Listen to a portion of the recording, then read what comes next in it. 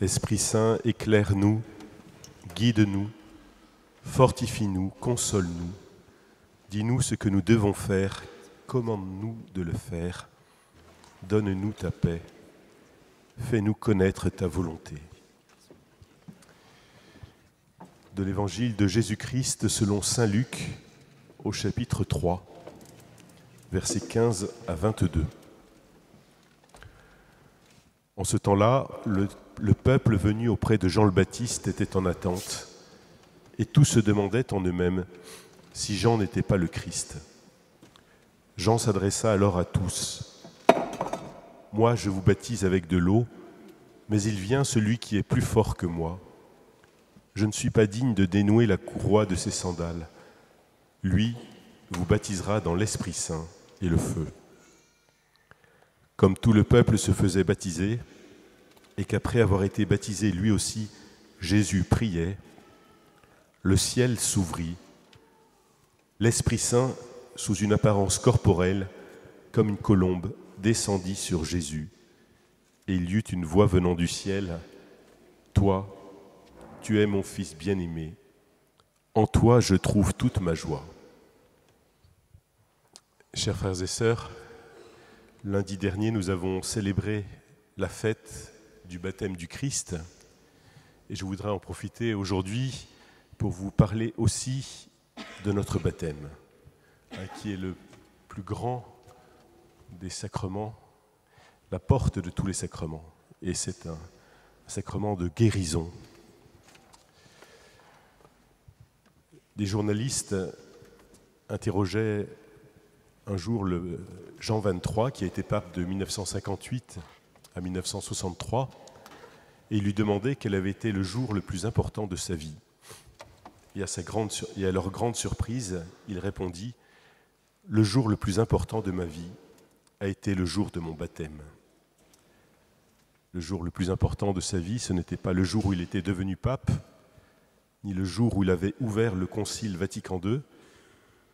Non, c'était pour lui le jour de son baptême, alors qu'il n'était qu'un simple nouveau-né. Cette réponse doit nous faire réfléchir. Est-ce que chacun, nous faisons mémoire de notre baptême comme de la plus grande grâce que nous ayons reçue? Est-ce que dans notre prière, nous pensons à remercier le Seigneur pour la vie divine que nous avons reçue ce jour-là? Frères et sœurs, est-ce que vous fêtez le jour anniversaire de votre baptême? D'ailleurs, connaissez-vous sa date et son lieu? Ceux qui connaissent leur date de baptême, si vous pouvez lever la main. Bon, il y a du progrès possible. Donc renseignez-vous, il suffit d'écrire à la paroisse où vous avez été baptisé, même si vous ne connaissez pas exactement la date, mais voilà, et vous demandez qu'il vous envoie un certificat de baptême. Cela vous permettra de le fêter chaque année. Oui, chacun de nous devrait fêter son baptême encore plus qu'un anniversaire. Alors peut-être pas par des cadeaux ou en soufflant des bougies, mais par une bonne confession pour dépoussiérer cette grâce reçue au baptême, la dépoussiérer de la poussière de la boue de nos péchés. Ou bien on pourrait fêter son baptême en allant à la messe, en action de grâce, ou alors en prenant un beau temps de prière, plein de reconnaissance envers Dieu, qui, ce jour-là, nous a donné son Esprit Saint et qui a dit à chacun de nous « Tu es mon enfant bien-aimé, moi aujourd'hui je t'ai engendré ». Si nous revenons à l'évangile que j'ai lu tout à l'heure, sa sobriété peut nous étonner. En fait, il s'agit comme d'un langage codé, rempli d'allusions à l'Ancien Testament, avec de nombreux symboles importants. Le ciel s'ouvrit au moment du baptême de Jésus. Dans l'Antiquité, on croyait que le ciel était une voûte solide au-dessus de la terre. Et il fallait donc que le ciel s'ouvre pour permettre la communication entre Dieu et les hommes. Les cieux qui s'ouvrent expriment donc l'intervention de Dieu qui promet une nouvelle intimité entre lui et les êtres humains.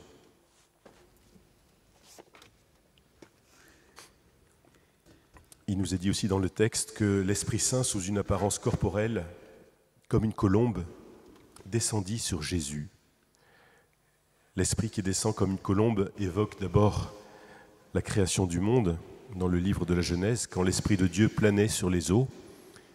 Et c'est une colombe que Noé libère après le déluge pour s'assurer que la terre est sèche et que Dieu fait un monde nouveau. Il en est de même pour la voix du Père qui se manifeste. Cette parole rappelle la voix de Dieu lors de la première création, la parole de Dieu qui crée Adam. Faisons l'homme à notre image, selon notre ressemblance. Parole de Dieu qui présente en Jésus, ce jour-là, une création nouvelle. Toi, tu es mon Fils bien-aimé, en toi je trouve ma joie. Le baptême de Jésus apparaît donc comme une investiture, même s'il est le Fils de Dieu depuis toujours dans la Trinité, en Dieu. Ce jour-là, il est aussi proclamé, reconnu Fils de Dieu dans son humanité, qui est baptisé par Jean-Baptiste. À Noël, Jésus avait été reconnu dans son humanité comme le Messie attendu. Au baptême, le Père manifeste la divinité de Jésus, et c'est toute la nouveauté que beaucoup refuseront et qui conduira Jésus jusqu'à la croix. En effet, comme Fils de Dieu, Jésus n'avait pas besoin de recevoir l'Esprit Saint, puisqu'il a été conçu par l'Esprit Saint à l'Annonciation. Il le possède donc en plénitude, aussi par son baptême. Jésus aussi, comme Fils de Dieu, n'a jamais commis de péché. Il n'avait pas besoin non plus du baptême de Jean pour être lavé de ses péchés. Et par son baptême, le Seigneur nous éclaire sur ce qu'est le baptême. Ce n'est pas un simple rite, mais par le don de l'Esprit Saint, une invitation à vivre en enfant de Dieu, une invitation à un dialogue familier avec ce Dieu Père qui nous aime. Le baptême est donc une alliance d'amour et nous pouvons faire de notre vie une réponse à cette invitation de Dieu à partager sa vie éternelle. Notre baptême est donc une vocation, un appel à aimer comme Dieu. Il est également une mission, celle de créer un monde de justice, de paix et d'amour. Et Dieu compte sur chacun de nous, là où nous sommes, dans nos familles, dans notre travail, auprès de toute personne que nous pouvons rencontrer. Notre baptême ne peut donc s'accomplir que dans la foi, dans la connaissance de Dieu, dans une intimité avec lui. Et dans les Actes des Apôtres, un païen, un Éthiopien, demande au diacre Philippe « Qu'est-ce qui empêche que je reçoive le baptême ?» Et Philippe lui répondit « Si tu crois de tout ton cœur, cela peut se faire. » Cela signifie que le baptême constitue le sceau de la foi. Il ne peut pas remplacer la foi. Le baptême n'est pas magique, il respecte notre liberté, notre intelligence. C'est pour cela que le temps de préparation au baptême pour les adultes dure 2 ans, pour affermir d'abord notre foi. Alors dans l'histoire de l'Église, on a souvent baptisé de manière trop rapide. On a fait des baptisés, mais pas toujours des croyants. Au point que par la suite, il a fallu transformer ces baptisés en chrétiens. On avait oublié que l'évangélisation, c'est-à-dire l'annonce et la présentation de la bonne nouvelle à la liberté de l'être humain, a une priorité absolue sur ce sacrement. Car c'est seulement lorsque la prédication de Jésus rencontre la foi de la personne qu'il peut y avoir baptême.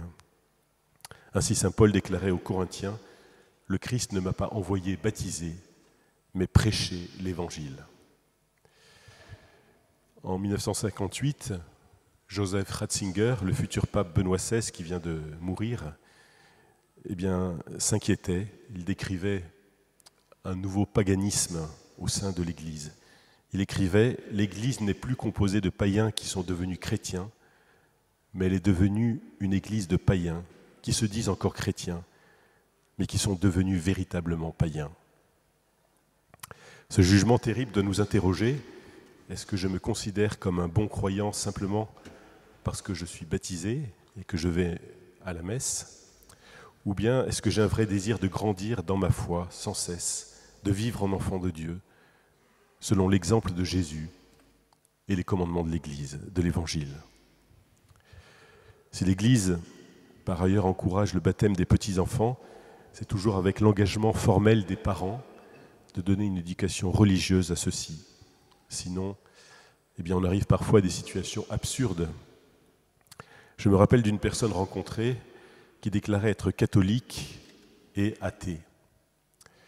Elle disait « Je suis une bonne catholique, j'ai été baptisée, je me suis mariée à l'église, et je passerai aussi à l'église pour mon enterrement, mais je ne crois pas en Dieu, et je suis une bonne Française. » Cherchez l'erreur.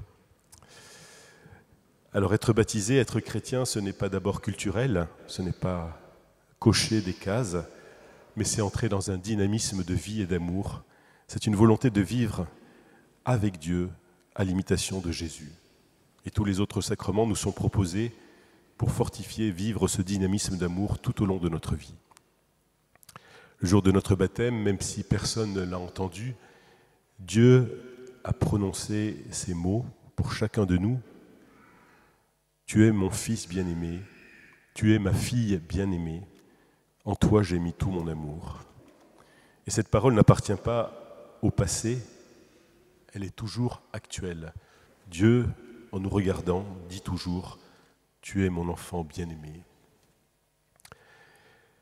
À chaque instant de notre vie, Dieu nous l'a redit, et nous devons nous appuyer sur cette parole, sur cet amour, sur l'amour de Dieu pour nous, pour avancer dans la vie, avec foi, avec espérance, quelles que soient nos épreuves, nos souffrances, nos difficultés, nos maladies.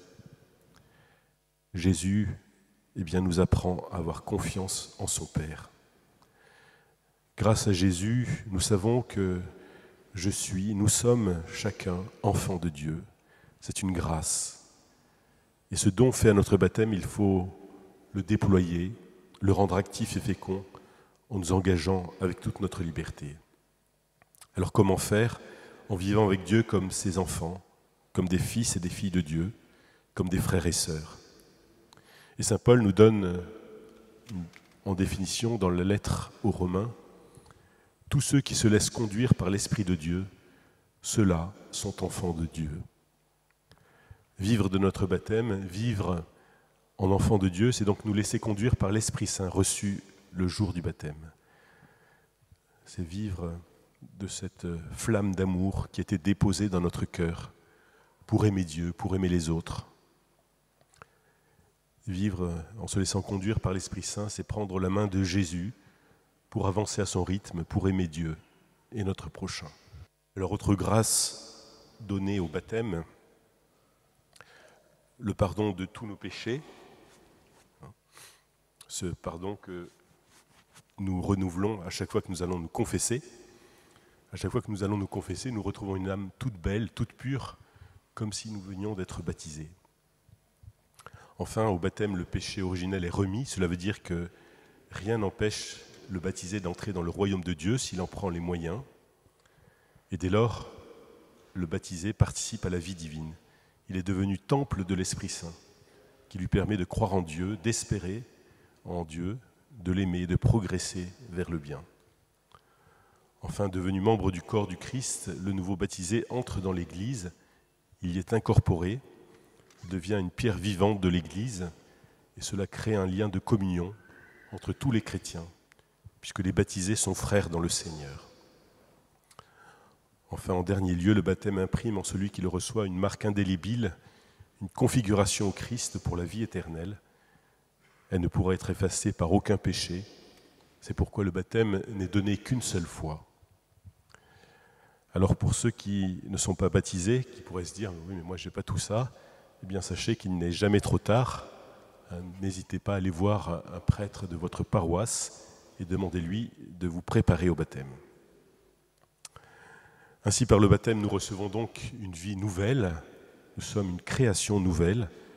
Si nous ouvrons notre cœur à Dieu, au sacrement, dans la prière, si nous le recevons dans l'Eucharistie, si nous le confessons régulièrement, si nous le laissons faire au lieu de nous cramponner à nos idées, eh bien, le Seigneur pourra nous emporter très loin dans son amour. Il nous fera comprendre le bonheur de la vie chrétienne, sa largeur, sa profondeur. Alors pour cela, demandons à la Vierge Marie de nous conduire sur ce chemin de vie dans l'Esprit Saint qu'elle a vécu parfaitement. Alors en conclusion, je voudrais reprendre une phrase du pape François qui disait « Être baptisé ou non baptisé, ce n'est pas pareil ». Alors soyons reconnaissants pour cette adoption divine que nous avons reçue et par le don de l'Esprit, vivons dans la joie d'être les frères et sœurs de Jésus et les enfants de Dieu notre Père. Amen.